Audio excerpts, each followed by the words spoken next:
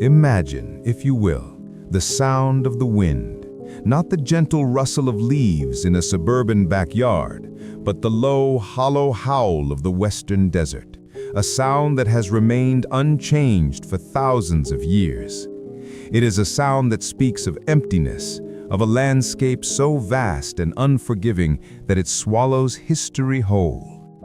For centuries, explorers, kings, and thieves have walked these sands, their footprints erased within hours by the shifting dunes. They looked out at the horizon and saw only heat haze and desolation. But they were wrong. They were walking on top of a ghost. Beneath their boots, under millions of tons of golden silica and rock, laid a secret that remained silent for 3 millennia. A bustling metropolis, a place of industry and intrigue, a colony of life that simply vanished. For decades, the American imagination has been captivated by the romance of Egypt. We grew up on the legends of Indiana Jones, the curse of the mummy, and the golden mask of King Tut. But while the pyramids stand tall against the sky, visible to all, the true mysteries of Egypt are often those that are hidden, waiting in the dark.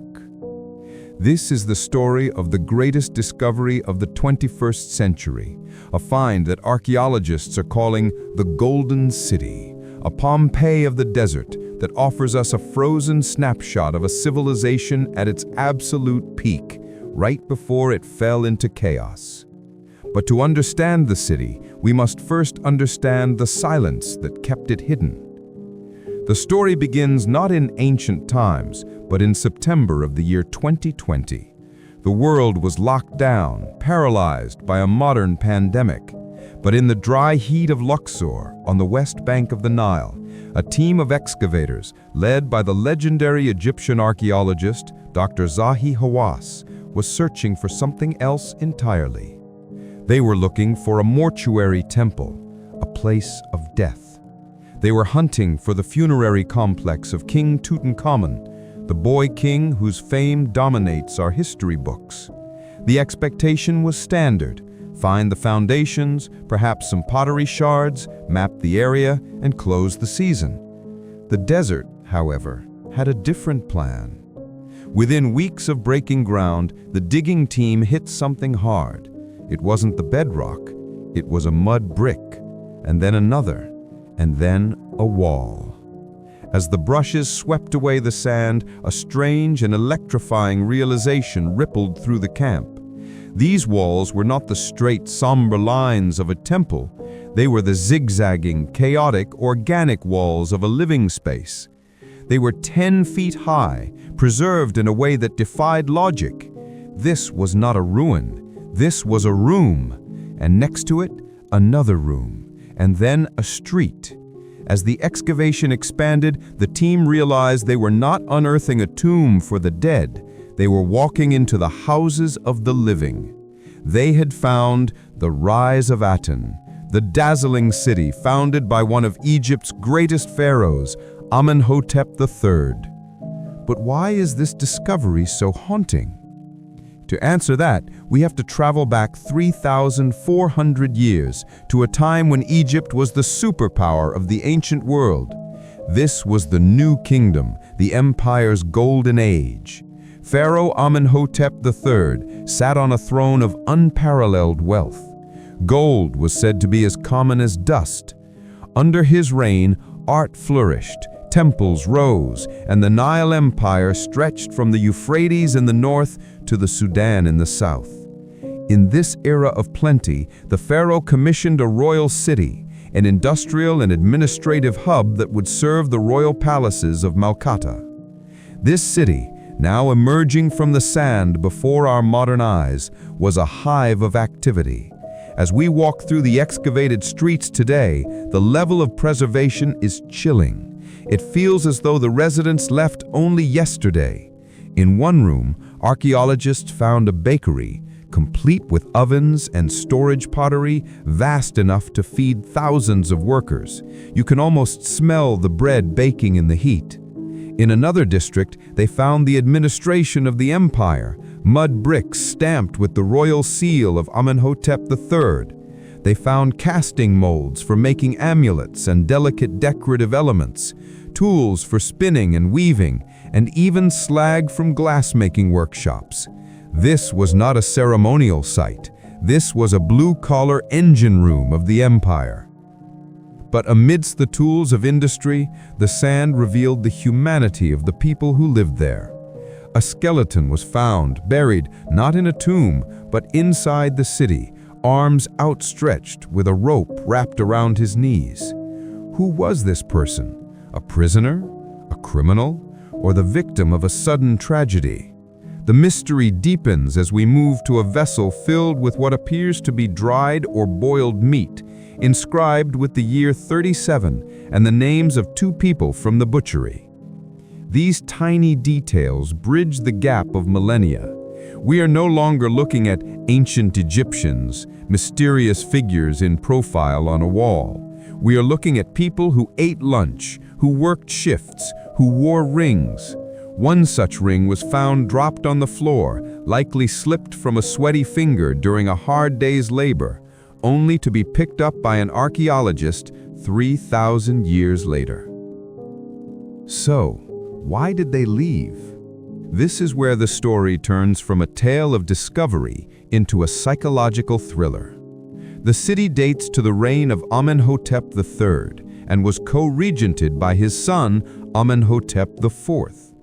This son, however, would become the most controversial figure in Egyptian history. He would change his name to Akhenaten. He would reject the old gods, the Amen priesthood, and the traditional capital of Thebes. In a religious fervor that bordered on madness, Akhenaten decided to build a new utopia, a new capital city far to the north at Amarna, dedicated solely to the sun disk, the Aten. The golden city we have just found was the victim of this religious revolution. It appears that the city was abandoned abruptly. The workshops were left as they were, the tools were dropped, the ovens went cold. The population was likely forced or coerced to move to the new capital of Akhenaten. The city didn't die by fire or earthquake. It died by royal decree. It was a lost colony, not because it was conquered, but because it was cancelled. Imagine the scene, families packing only what they could carry, leaving behind their furniture, their heavy grinding stones, their memories. The wind would have started to blow through the empty streets the very next day. Sand would have begun to pile up in the corners of the bakery. The roof of the administrative building would eventually sag and collapse. And then the desert did what it does best. It covered the mistake. It preserved the moment of abandonment in a suffocating embrace of sand. For the American audience, this resonates with the stories of our own ghost towns in the Wild West, places like Bodie, California, where pool tables still stand in saloons covered in dust. But this Egyptian city is on a scale that dwarfs the West. It challenges our understanding of how the ancients lived. Before this discovery, we knew about their tombs and their temples, stone structures built for eternity. But we knew very little about their homes, which were built of mud brick and assumed to be lost to the Nile's floods. This city proves that under the right conditions, the fragile daily life of the past can survive. The excavation is still ongoing. Only a fraction of the city has been uncovered. To the north lies a cemetery, and preliminary investigations show rock-cut tombs of a size that suggests high-ranking officials. What secrets do they hold? Will we find a chronicle of the exodus to Amarna? Will we find evidence of the resistance against Akhenaten's heresy? Every bucket of sand removed brings us closer to the voices of those who were silenced. As the sun sets over the Luxor digging site today, casting long shadows over the zigzag walls, we are left with a profound realization. We often think of history as a stone monument, unmoving and permanent. But the lost golden city teaches us that history is actually fragile. It is a ring dropped in the dust. It is a piece of meat left in a jar. It is a city abandoned because of the whims of a ruler. This discovery is not just about Egypt, it is a mirror for us. It reminds us that our own bustling cities, our factories, our homes are temporary. We build, we strive, we live, and then the wind changes. But there is a beauty in this. The sand that swallowed the city did not destroy it. It saved it. It kept the secrets safe until we were ready to listen. And so, the mystery of the city beneath the sand is no longer about where it is, but who they were. As the stars come out over the desert, shining down on the same walls they illuminated 3,000 years ago, we realize that the colony was never truly lost. It was just waiting for the wind to stop and for the story to be told. As the desert wind buried the streets of the Golden City, sealing it in a time capsule of sand, the wheel of history continued to turn. Far to the north, the heretic pharaoh Akhenaten's utopian dream began to crumble. His new capital at Amarna, built on the backs of a confused and weary population, was faltering. Plague struck the land. The empire's borders were besieged. And then, the king died. In the vacuum of power, a boy took the throne. His name was Tutankhaten, soon to be changed to the name the world knows today, Tutankhamun. The boy king did what any ruler seeking stability would do. He abandoned his father's revolution. He turned his back on the Sun City in the north and ordered the court to return home, to Thebes, to Luxor. And this is where the story of our buried city takes a fascinating twist. It did not stay dead. Archaeological layers reveal that after the initial abandonment, life flickered back into these streets. But the mood had changed. When you walk through the southern districts of the excavation site today, you don't just see the grandeur of Amenhotep III. You see the repurposing of a civilization trying to heal itself. The ovens were fired up again, the weavers returned to their looms, but this time, the industry had a frantic energy to it. Experts believe that this city became the engine room for the young King Tutankhamun. Think of the treasures we found in King Tut's tomb in 1922, the gold chariots, the intricate jewelry, the alabaster jars. Where were they made? They weren't conjured out of thin air by magic. They were forged here. This city was the Detroit of the ancient world, the factory floor where the glamour of the pharaohs was hammered out by sweaty, soot-covered artisans. As the team continued to dig, brushing away the debris of millennia, they found something that sent shockwaves through the academic world, a smoking gun that rewrites the history books. For over a century, historians have argued over a single question. Did the father, Amenhotep III, and the radical son, Akhenaten, rule together? Was there a co-regency? Or did the son take over only after the father died? It sounds like a trivial detail, but it changes everything about how we understand the fall of this dynasty. The answer lay in a pot. Specifically, a clay vessel containing boiled meat. It wasn't gold, or a statue, or a jewel. It was garbage, or rather, a provision. On the side of this vessel, an inscription was found written in black ink. It read, "Year 37, dressed meat for the third Heb-Sed festival from the slaughterhouse of the stockyard of Ka, made by the butcher Louis." To the untrained eye, it's a receipt. To an Egyptologist, it is a revelation.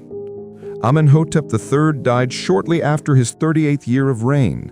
This pot proves that the city was active, thriving, and processing food for a royal jubilee right up until the very end of his life, at a time when Akhenaten was already building his power. It suggests an overlap, a time when the old guard and the new revolution coexisted. It paints a picture of a city caught between two worlds, the traditional stability of the father and the rising religious storm of the son. But the city offers more than just dates. It offers texture. As we move deeper into the residential districts, the zigzag wall captures our attention. This is a unique architectural design, rarely seen in ancient Egypt.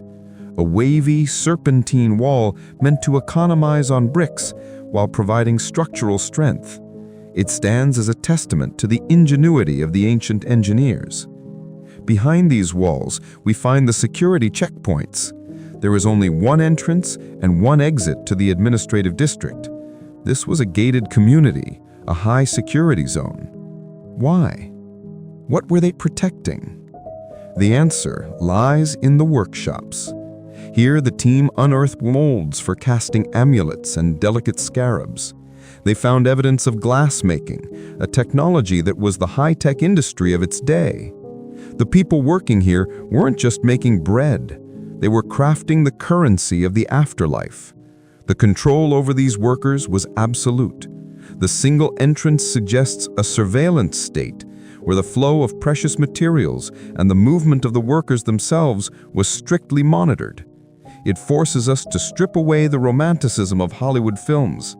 This wasn't just a place of mystic wonder. It was a place of labor, hierarchy, and strict control. And then, there are the voices that don't speak, but scream from the silence. In one of the rooms, the team found a cow's skeleton, but also something far more unsettling. We return to the human remains mentioned earlier, but with more context. The person found with their arms outstretched and rope around their knees was not buried with honor. There was no linen wrapping, no sarcophagus, no book of the dead to guide them to the afterlife. They were discarded. Was this a worker who died on the job? A plague victim buried in haste? Or was it an execution? The placement of the body, casually tossed into a disused part of the city, reminds us that the grandeur of Egypt was built on the backs of people whose names we will never know. In the United States, we look at the Hoover Dam or the Empire State Building, and we know that workers died to build them. Here, beneath the sands of Luxor, we are finally meeting the workforce of the pharaohs face to face. As the excavation pushes north, the mystery deepens. The team has identified a large cemetery, largely untouched. Early scans and surface clearing indicate rock-cut tombs of different sizes. This is the final resting place of the city's inhabitants. If the city is the Pompeii of Egypt, this cemetery is its library.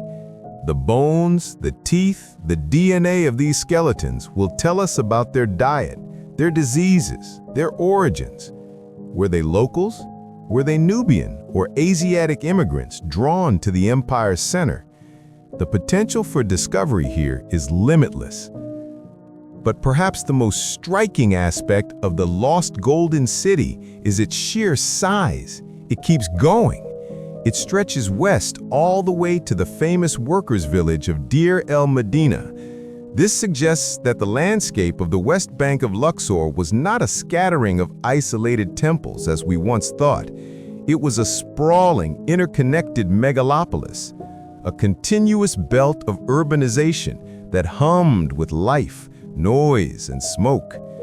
Imagine standing there 3,000 years ago. You would hear the clanging of copper chisels, the braying of donkeys, the smell of incense mixing with the smell of roasting meat and burning wood. It was loud, it was messy, it was real. As the sun climbs higher over the excavation site in the present day, the heat becomes oppressive, a reminder of the harsh conditions these ancients endured. We're left to wonder, what else is down there? We have only scratched the surface. Dr. Hawass and his team believe that this city holds the key to finding something even more elusive, the tombs of the heiress queens, and perhaps the final resting place of Nefertiti herself, the beautiful and mysterious wife of Akhenaten. If this city was the stage for the drama of the Amarna period, then somewhere nearby, the main actors must be buried. The discovery of the Golden City has re-energized the search for these lost royals. It has provided the map. Now, we just have to follow the streets. The story of the lost Golden City is not over. In fact, the digging has only just begun. Every morning, as the workers descend into the pits, they know that one stroke of the trowel could change history again. They are not just digging up mud bricks, they are digging up the lost memories of mankind.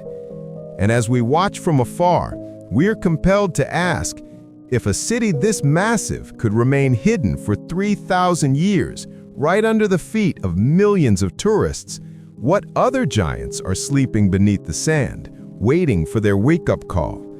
The desert keeps its secrets well, but it cannot keep them forever. But as the shadows lengthen across the excavation site, stretching over the walls of the Golden City, we are drawn toward the most seductive mystery of all, the one that still lies hidden just beyond the reach of the archaeological trowels. If this city was the administrative heartbeat of the empire during its most turbulent transition, it forces us to ask, where are the masters of this domain? The discovery of this metropolis has re-energized the search for these lost royals. It has provided the map. Now, we just have to follow the streets. The story of the lost Golden City is not over. In fact, the digging has only just begun. Every morning, as the workers descend into the pits, they know that one stroke of the trowel could change history again. They are not just digging up mud bricks, they are digging up the lost memories of mankind. And as we watch from afar, we are compelled to ask, if a city this massive could remain hidden for 3,000 years, right under the feet of millions of tourists, what other giants are sleeping beneath the sand, waiting for their wake-up call? The desert keeps its secrets well, but it cannot keep them forever. But as the shadows lengthen across the excavation site, stretching over the walls of the Golden City, we are drawn toward the most seductive mystery of all, the one that still lies hidden just beyond the reach of the archaeological trowels. If this city was the administrative heartbeat of the empire during its most turbulent transition, it forces us to ask, where are the masters of this domain? The discovery of this metropolis has re-energized the search for these lost royals. It has provided the map. Now, we just have to follow the streets. The story of the lost Golden City is not over. In fact, the digging has only just begun. Every morning, as the workers descend into the pits, they know that one stroke of the trowel could change history again. They are not just digging up mud bricks, they are digging up the lost memories of mankind. And as we watch from afar, we're compelled to ask, if a city this massive could remain hidden for 3,000 years, right under the feet of millions of tourists, what other giants are sleeping beneath the sand, waiting for their wake-up call? The desert keeps its secrets well, but it cannot keep them forever. But let us pull back from the glittering allure of royalty for a moment. The true power of the lost Golden City does not lie in the gold we haven't found yet. It lies in the dust we're holding in our hands right now. As we sift through the debris of the workman's village, we find something far more relatable to the American spirit than the jewels of a king. We find the evidence of resilience. We see it in the children's toys fashioned out of clay. We see it in the intricate repairs made to broken pottery, ancient recycling by a family that couldn't afford to waste a single bowl. We see it in the layout of the neighborhoods, where families live cheek by jowl, sharing the hardships of the desert heat and the demands of the state. These were people who woke up every morning with dreams, worries, and loves, just like the ironworkers of Pittsburgh or the farmers of the Midwest. They built the greatest empire the world had ever seen, yet they had no idea that 3,000 years later, we would be peering into their living rooms, trying to reconstruct their Tuesday afternoons. This brings us to a humbling realization. The rise of Aten was founded with the intention of being eternal. The pharaoh Amenhotep III called it a city dazzling with the power of the sun. He believed his legacy was set in stone. But history is cruel. Within a single generation, the city was abandoned, the roofs caved in, and the desert reclaimed the land. The busy streets fell silent. The great administrative walls became nothing more than bumps in the landscape, ignored by passers-by for 30 centuries. It is a stark reminder of the poem Ozymandias by Percy Shelley. Look on my works, ye mighty, and despair. Nothing beside remains. The sand levels everything. It respects no king, no empire, and no technology. And yet, there is hope in this desolation. As we stand on the edge of the excavation today, looking down into the labyrinth of walls that have been given a second breath of life, we realize that nothing is truly gone. The sand didn't just hide the city, it protected it. It shielded the delicate mud bricks from the harsh wind and the eroding rain. It hid the history from the looters and thieves who ravaged the stone temples nearby. The desert was not the villain of this story. It was the guardian. So what is the final lesson of the lost colony beneath the desert? It is a message sent from the Bronze Age to the digital age. We live in a time of rapid change. We build skyscrapers of glass and steel. We create digital networks that span the globe. We believe our civilization is invincible. But the Golden City whispers a different truth. It tells us that our permanence is an illusion. One day, our cities too may fall silent. Our highways may be covered in the dust of a changing climate. Our digital records may vanish like the papyrus scrolls that turn to dust. But it also tells us that the human story endures. The fingerprints left on a clay brick by a worker 3,000 years ago are still there, waiting to be touched. The ring dropped on the floor is still waiting to be found. The bond between the past and the present is unbreakable, woven together by the shared experience of living, working, and hoping for a better tomorrow. As the sun finally dips below the horizon in Luxor, painting the sky in violent shades of violet and orange, the electric lights of the excavation camp flicker on. The work continues, the mystery deepens. Somewhere beneath the sand, Nefertiti might be sleeping. Somewhere in the unexcavated districts, a scroll might be waiting that explains everything.